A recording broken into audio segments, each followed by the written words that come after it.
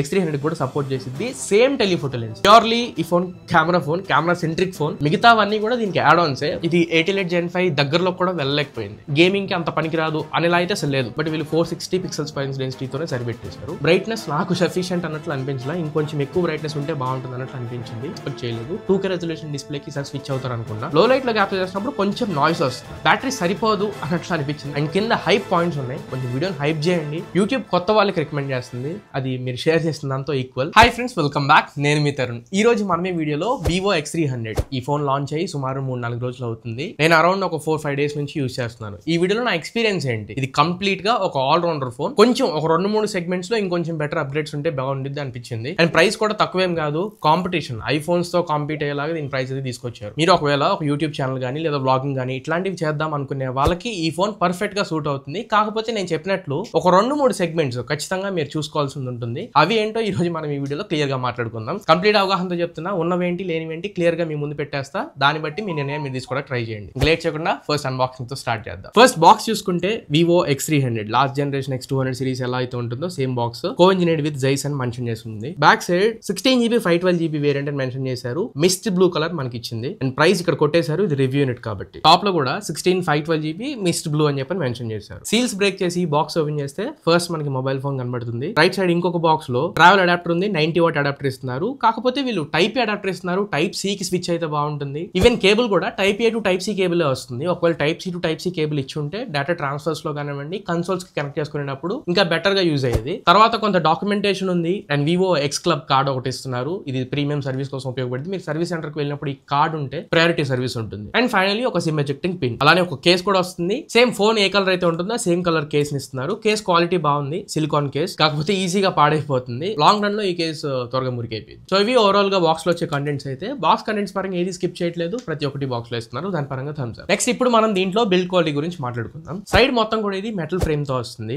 Back and front రెండు కూడా glass బాడీనే. బట్ బ్యాక్ సైడ్ ది కొద్దిగా ఫైబర్ గ్లాస్ మెటీరియల్ యూస్ చేశారు. కంప్లీట్ గ్లాస్ అయితే కాదు. బ్యాక్ సైడ్ గ్లాస్ ప్రొటెక్షన్ అయితే వీళ్ళేం మెన్షన్ చేయట్లా. ఫ్రంట్ మాత్రం డైమండ్ ఆర్మర్ ప్రొటెక్షన్ తో వస్తుంది. Last generation Scott glass protection తో కంపేర్ చేస్తే 46% బెటర్ ప్రొటెక్షన్ అన్నట్లు వీళ్ళు మెన్షన్ చేస్తున్నారు. అండ్ ఫోన్ చేతుల్లో కొంచెం లైట్ వెయిట్ అన్నట్లు అనిపిస్తుంది. అరౌండ్ 190 grams అయితే ఉంటుంది. స్క్రీన్ మొత్తం 6.3 inch ప్యానల్ తో వస్తుంది కాబట్టి కాంపాక్ట్ ఫోన్. ఫుల్ హ్యాండెడ్ గా వన్ హ్యాండ్ లో యూస్ చేసుకోవచ్చు. ఈవెన్ లేడీస్ అయినా కానీ కంఫర్టబుల్ గా యూస్ చేసుకుంటారు. అండ్ IP రేటింగ్స్ పరంగా IP68 plus IP69 complete dust and water resistance వస్తుంది. సో ఓవరాల్ బిల్డ్ క్వాలిటీ పరంగా అయితే ఎక్కడ కాంప్రమైజ్ అవ్వలేదు. ఫుల్ ఆన్ టాప్ నాచ్ ఉంది బిల్డ్ క్వాలిటీ పరంగా. ఈ ఎక్స్టర్నల్ ఫ్యాక్టర్స్ పక్కకు పెడదాం. ఫోన్ ఇంటర్నల్ గా మాట్లాడుకుందాం. మెయిన్ దీంట్లో మనం మాట్లాడాల్సింది పర్ఫార్మెన్స్ అండ్ ప్రాసెసర్. ఇందులో MediaTek Dimensity 9500 ప్రాసెసర్ యూస్ చేశారు. లాస్ట్ జనరేషన్ 9400 కంటే బెటర్ అప్గ్రేడ్స్ ఉన్నాయి ఈ ప్రాసెసర్ లో. ఇన్ఫాక్ట్ GPU పరంగా Qualcomm Snapdragon 8 Gen 5 కంటే బెటర్ GPU అన్నట్లు వీళ్ళు చెప్తున్నారు. బట్ నేను చెక్ చేసినప్పుడు Antutu పరంగా కానివ్వండి, CPU throttling test and Geekbench అన్నింటిలో కూడా ఇది 88 Gen 5 దగ్గరలో కూడా వెళ్ళలేకపోయింది. ఎగ్జాంపుల్ చెప్తున్నా, ఇది 16GB 512GB RAM variant. But Antutu run చేసినప్పుడు అరౌండ్ 3.3 million వరకు మాత్రమే స్కోర్ చేయగలిగింది.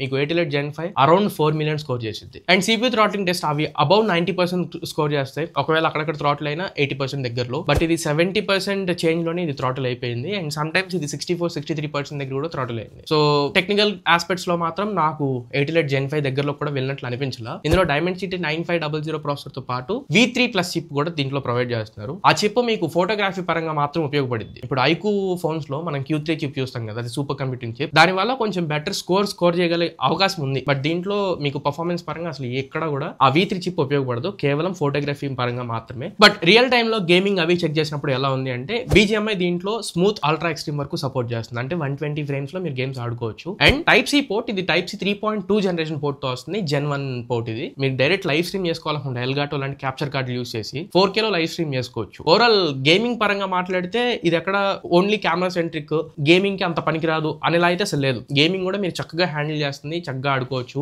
గేమ్స్ ఫ్రేమ్స్ డ్రాప్ అవడం కానివ్వండి, లాగ్ అవడం అట్లాంటివి అయితే ఏమీ లేవు. అండ్ టెంపరేచర్స్ కూడా అన్ని కంట్రోల్డ్ గా ఉన్నాయి. టెంపరేచర్స్ పరంగా ఇంకోటి మాట్లాడాలి, ఇది 6.3 inch ప్యానల్ తో వస్తుంది కదా. So vapour chamber cooling system 7K 8K ఇట్లాంటి వేపర్ ఛాంబర్ కూలింగ్ అంత పెద్దది పెట్టడానికి ఇక్కడ సఫిషియెంట్ స్పేస్ లేదు. సో వీళ్ళు 4000 mm² liquid cooling vapour chamber cooling system use చేశారు. అంటే ఇటు లిక్విడ్ కూలింగ్ ఉంది, వేపర్ ఛాంబర్ కూలింగ్ ఉంది. సో రెండింటిని యూస్ చేయడం వల్ల థర్మల్స్ అనేవి మనకి కంట్రోల్డ్ గా అనిపిస్తున్నాయి. బట్ కెమెరాస్ లాంగ్ టర్మ్ లో యూస్ చేస్తున్నప్పుడు మాత్రం అక్కడ కొంచెం ఫోన్ మనం చేతిలో పట్టుకుంటున్నప్పుడు కొంచెం హీట్ అన్నట్లు అనిపిస్తుంది. మీరు విగరస్ గా యూస్ చేస్తే, అంటే 4K వీడియోస్ కంటిన్యూస్ గా మీరు రికార్డ్ చేసినా కానివ్వండి, మీకు కొంచెం హీట్ అవుతున్నట్లు అనిపిస్తుంది. LPDDR5X అల్ట్రా ర్యామ్ తో వస్తుంది. UFS 4.1 స్టోరేజ్ టైప్స్ ఉన్నాయి. So fastest and latest in the segment segment use చేశారు. సో పర్ఫార్మెన్స్ పరంగా అయితే ప్రాబ్లం లేదు. అండ్ ఇంకా డే టు డే యాక్టివిటీస్ పరంగా కానివ్వండి, జనరల్ యూసేజ్ కానివ్వండి, పర్సనల్ గా యూస్ చేసుకునే యాప్స్ ఏవైనా కూడా మెమరీ మేనేజ్మెంట్ కూడా బానే ఉంది. మీరు రీసెంట్స్ లో ఎన్ని టాస్క్లు పెట్టినా గానీ అక్కడ నుంచి ఓపెన్ అవుతున్నాయి. పెద్ద పెద్ద యాప్స్ BGMI లాంటివి మాత్రం మెమరీలో ఉంచుకోవట్లేదు. అండ్ ఇంకా ఈ టైప్ సి పోర్ట్ గురించి ఆల్రెడీ చెప్పాక 3.2 Gen 1 పోర్ట్ తో వస్తుంది. Fastest and useful external pen drives ని అండ్ SSDs ని కూడా నేను కనెక్ట్ చేసి చూసాను. Both pen drives and SSDs రెండింటిని డిటెక్ట్ చేస్తుంది. రీడ్ అండ్ రైట్ స్పీడ్స్ బానే ఉన్నాయి, ట్రాన్స్ఫర్ స్పీడ్స్ కూడా బానే ఉన్నాయి. నెక్స్ట్ డిపార్ట్మెంట్ లోకి స్విచ్ అయ్యే ముందు ఒక చిన్న రిక్వెస్ట్. మీరు మన ఛానల్ కి కొత్తగా వచ్చి కాంటెంట్ ఇక్కడ వరకు చూస్తున్నారు అంటే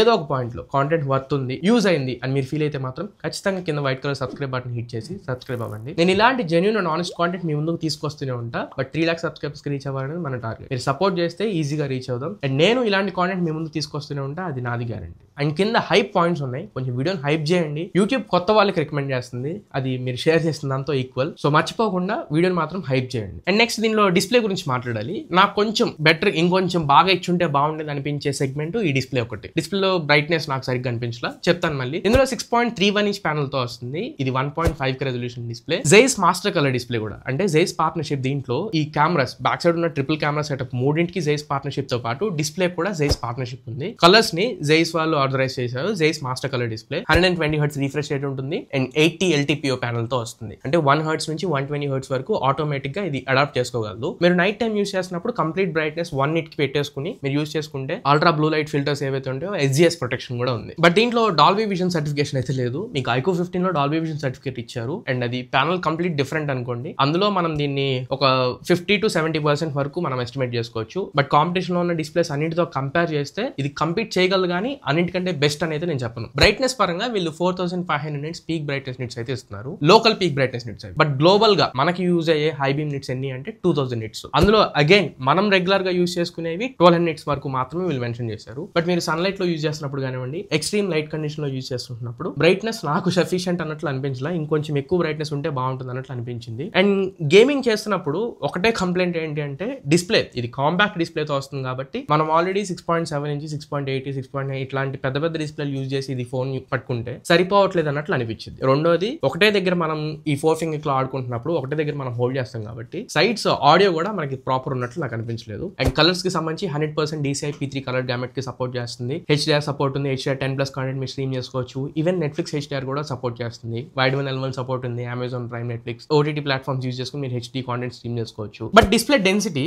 460 pixels per inch డెన్సిటీతో వస్తుంది. జనరల్ గా మనం ఈ 70,000 80,000 రూపాయలు పెట్టుకుంటున్నప్పుడు 500 PPI కంటే బెటర్ ఉన్న డిస్ప్లేస్ మనకి అవైలబుల్ ఉన్నాయి మార్కెట్ లో. బట్ వీళ్ళు 460 pixels per inch డెన్సిటీతోనే సరిపెట్టేశారు. రెండో కంప్లైంట్ కూడా 1.5K రెజల్యూషన్ డిస్ప్లే నేను ఎక్స్పెక్ట్ చేయలేదు. 2K రెజల్యూషన్ డిస్ప్లేకి సార్ స్విచ్ అవుతారు అనుకున్నా. స్టిల్ వీళ్ళు 1.5K రెజల్యూషన్ డిస్ప్లే మీద ఆగిపోయారు. ఇన్ఫాక్ట్ వీళ్ళు 4K 120 FPS సపోర్ట్ ఇచ్చారు విత్ HDR కెమెరాస్ అవి రికార్డ్ చేసుకుంటున్నప్పుడు. బట్ ఆ విజువల్స్ మనం 2K రెజల్యూషన్ అయితే ఇంకా బెటర్ గా మనం అవుట్పుట్ ని చూడగలిగే వాళ్ళు. సో 1.5K రెజల్యూషన్ డిస్ప్లే నాకు కొంచెం కాంప్రమైజ్ అనిపించింది. ఇంకొంచెం బెటర్ అప్గ్రేడ్ అయి ఉంటే బాగుండేది అనిపించింది 2K కి. సర్టిఫికేషన్స్ పరంగా అయితే TUV రిఫైన్డ్ సర్టిఫికేషన్స్ ఉన్నాయి అండ్ SGS లో బ్లూ లైట్ సర్టిఫికేషన్స్ కూడా ఉన్నాయి. ఈవెన్ బెజల్స్ కూడా చాలా తక్కువ ఉన్నాయి. స్క్రీన్ టు బాడీ రేషియో ఎక్కువ ఉంది. కాంటెంట్ అవి స్ట్రీమ్ చేసుకుంటున్నప్పుడు మనకి పెద్దగా ఇబ్బంది అన్నట్లు అనిపించదు. ఈవెన్ పంచ్ హోల్ కూడా, ఫ్రంట్ పంచ్ హోల్ కూడా మినిమల్ గానే ఇచ్చినట్లు అనిపించింది. కలర్స్ అన్ని బాగానే ఉన్నాయి. యాక్యురసీ ఇన్ఫాక్ట్ బాగుంది. డీప్ బ్లాక్స్ చూపించడంలో బాగా పర్ఫార్మ్ చేస్తుంది అండ్ కాంట్రాస్ట్ లెవెల్స్ కూడా అన్ని ఆన్ పాయింట్ ఉన్నాయి. బట్ గుర్తుపెట్టుకోండి, డైరెక్ట్ సన్లైట్ యూజ్ చేసుకుంటున్నప్పుడు కొంచెం బ్రైట్నెస్ అయితే తగ్గుతున్నట్లు అనిపించింది, నాకు సఫిషియంట్ ఉన్నట్లు అనిపించలేదు. Next finger print sensor. ఇందులో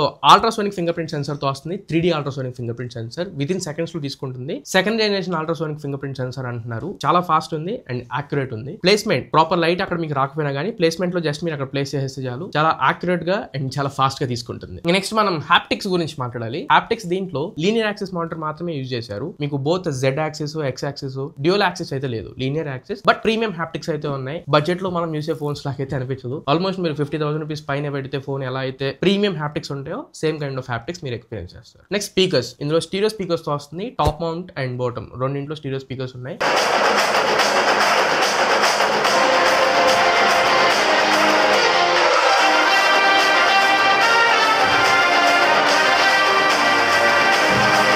మరియు లౌడ్ అయితే లేవు, డీసెంట్ ఇనఫ్ ఉన్నాయి. నేను కొంచెం లౌడ్ ఎక్స్పెక్ట్ చేశాను. మల్టీమీడియా స్ట్రీమ్ చేసినప్పుడు పర్వాలేదు, బట్ గేమింగ్ చేసినప్పుడు మాత్రం మీకు ఫైర్ చేసినప్పుడు ఆ బుల్లెట్ సౌండ్స్ వరకు ఆడిబుల్, కానీ కొంచెం స్టెప్స్ వేసేటప్పుడు మాత్రం అంత ఆడిబుల్ అన్నట్లు నాకు అనిపించలేదు. సో స్పీకర్స్ మీకు క్వాలిటీ బాగుంది, డీసెంట్ ఇనఫ్ వస్తుంది, కాకపోతే లౌడ్ అయితే లేదు. కెమెరాస్ గురించి స్టార్ట్ చేసే ముందు, అంటే కెమెరాస్ గురించి చెప్పే ముందే చాలా మందికి ఉన్న డౌట్ ని నేను ఇక్కడ క్లియర్ చేద్దాం అనుకుంటున్నా. X300 Pro కి extender kit, telephoto extender kit ఇస్తున్నారు కదా, అది సపోర్ట్ చేస్తుంది. X300 కి సపోర్ట్ చేసిద్దా అని చాలా డిఎమ్స్ ఉన్నాయి. X300 కూడా సపోర్ట్ చేసిద్ది. Same telephoto lens X300 Pro కి ఏదైతే లెన్స్ ఉన్నాయో సేమ్ లెన్స్ తీసుకొచ్చి దీన్ని మీరు ఫిట్ చేసుకోవచ్చు. బట్ ఎక్స్టెండర్ కిట్ మీరు కొనుక్కోవాలి. ఫోన్ కాకుండా అదనంగా 20,000 రూపాయలు పెట్టి మీరు కొనుక్కుంటే ఆ కిట్ లో కేస్ ఒకటి వచ్చింది. ఫోన్ కి కేస్ వేసి ఆ కేస్ కి మీరు లెన్స్ ని అటాచ్ చేయాల్సి ఉంటుంది. డైరెక్ట్ ఫోన్ కి అటాచ్ చేయలేం, కేస్ వేసి కేస్ కి ఆ లెన్స్ మనం అటాచ్ చేయాలి. అటాచ్ చేస్తే సో 2.35x లో టెలిఫోటో షాట్స్ మీరు క్యాప్చర్ చేసుకోవచ్చు. వైల్డ్ లైఫ్ ఫోటోగ్రఫీ ఎవరైనా ఇష్టపడితే, అంటే చాలా దూరంగా ఉన్న ఫోటోస్ ని షార్పర్ ఎడ్జెస్ తో మీరు డీటెయిల్స్ అవి క్యాప్చర్ చేయాలనుకుంటే ఆ టెలిఫోటో లెన్స్ అయితే అటాచ్ చేసుకోవచ్చు. బట్ ఎస్, మీ డౌట్ ప్రకారం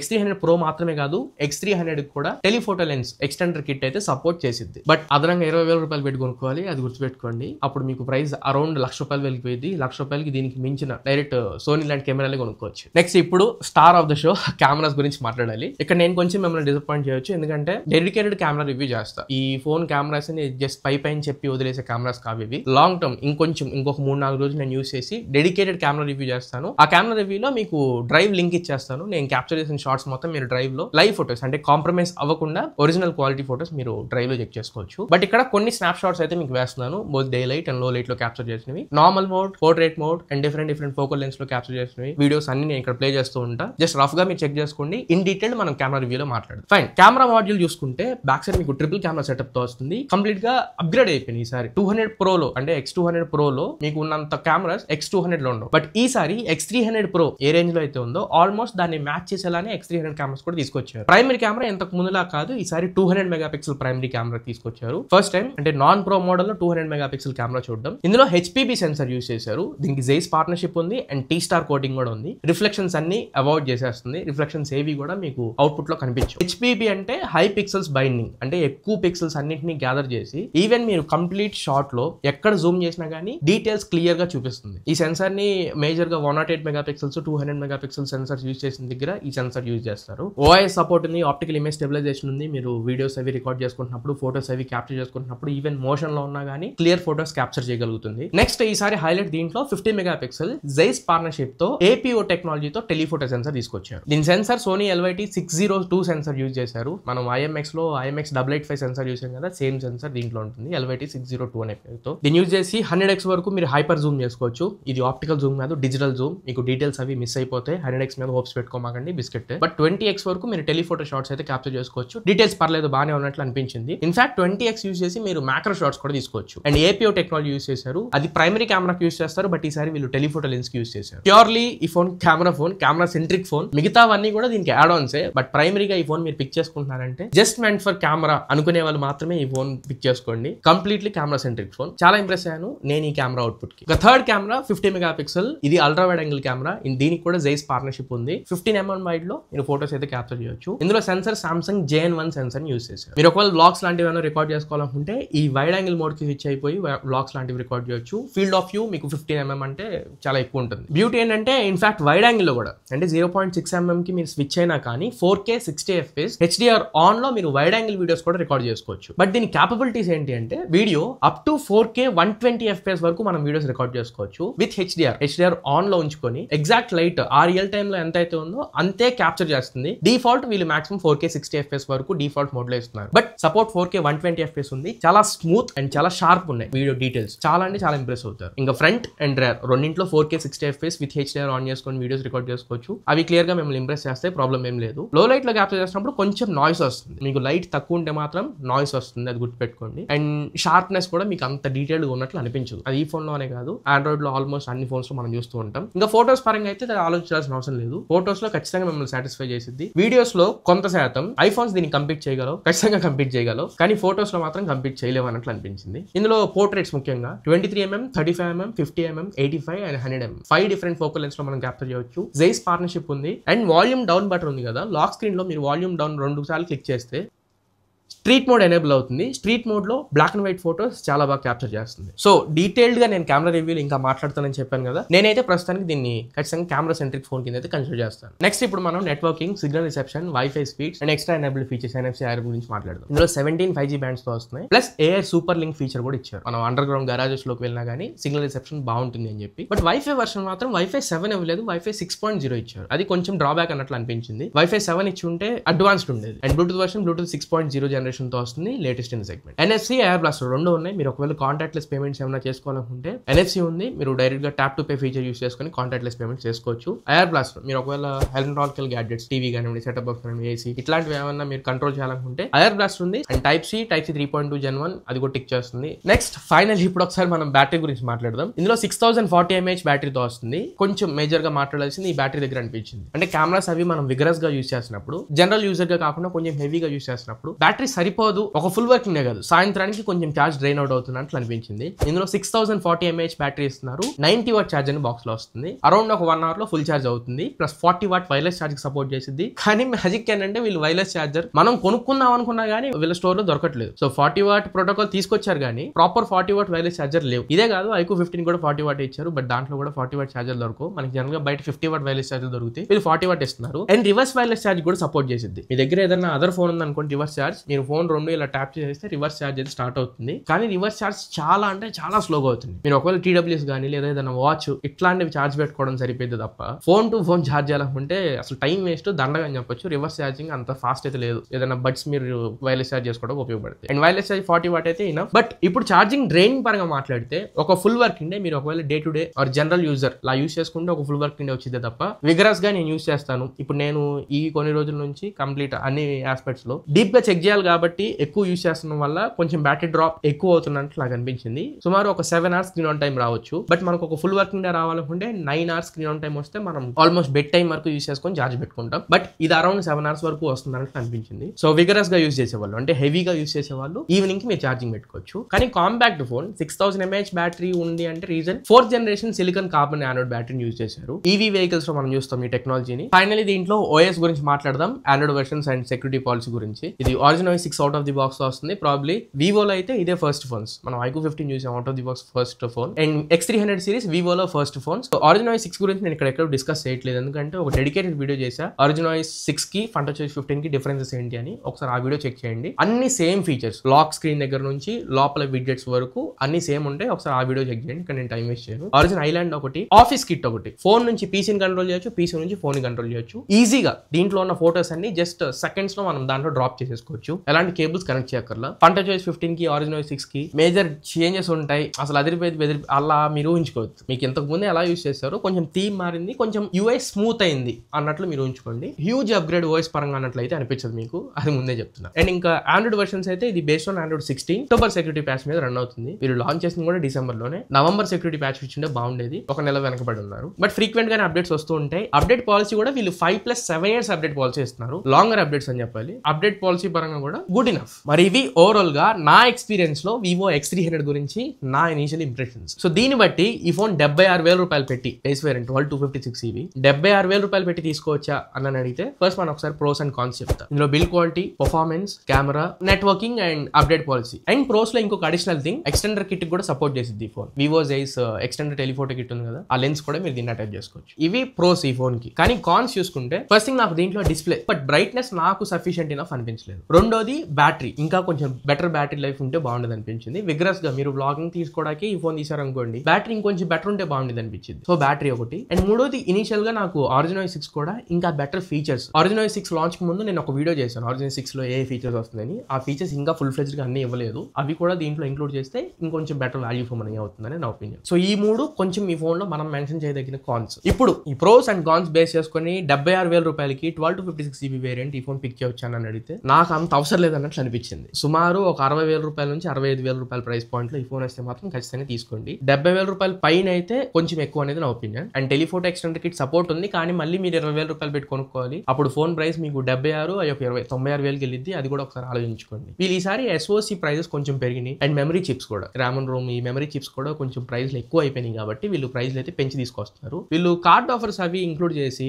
ఆఫ్లైన్ లో ఎక్కువ దొరికింది కాబట్టి స్టోర్ డిస్కౌంట్లు అన్ని తీసేయగా మీకు 65,000 రూపాయల ప్రైస్ పాయింట్ లో అయితే ఈ ఫోన్ వచ్చే అవకాశం ఉంది. ఒకవేళ 65లో వస్తే మాత్రం ఖచ్చితంగా తీసుకోవచ్చు. కెమెరాస్ పరంగా ఖచ్చితంగా మిమ్మల్ని సాటిస్ఫై చేసింది. మరి ఇది ఓవరాల్ గా ఇవాళ మన వివో X300 గురించి కంప్లీట్ రివ్యూ. మరి ఈ ఫోన్ మీద మీ ఒపీనియన్ ఏంటి ఖచ్చితంగా కింద కమెంట్ సెక్షన్ లో మెన్షన్ చేయండి. అండ్ నేను ఇంకా ఏమైనా పాయింట్స్ స్కిప్ చేసి ఉంటే దాని గురించి మీకు తెలుసుకోవాలనుకున్నా నాకు కింద కమెంట్స్ లో అడగండి, నేను ఆన్సర్ ఇస్తాను. మరి ఇది ఓవరాల్ గా ఇవాళ మన వీడియో. ఈ వీడియో మీకు నచ్చింది అనుకుంటున్నాను, ఖచ్చితంగా ఉపయోగపడింది అనుకుంటున్నా. వీడియో నచ్చినట్లయితే లైక్ చేయండి, మీ ఫ్రెండ్స్ ఆర్ ఫ్యామిలీ మెంబర్స్ ఉంటే షేర్ చేయండి. బట్ ఖచ్చితంగా మీరు మాత్రం మన ఛానల్ కి కొత్తగా వస్తే కింద వైట్ కలర్ సబ్స్క్రైబ్ బటన్ కనబడుతుంది, దాన్ని క్లిక్ చేసి ఖచ్చితంగా ఛానల్ కి సబ్స్క్రైబ్ అవ్వండి. ఇలాంటి జెన్యూన్ నాలెడ్జ్ కాంటెంట్ మీ ముందు తీసుకొస్తూనే ఉంటా. మళ్ళీ ఇంకొక మంచి వీడియోతో మంచి క్వాలిటీ కంటెంట్తో మీ ముందు తిరిగి వస్తా. Until then this is your Tarun signing off my friends. జై హింద్.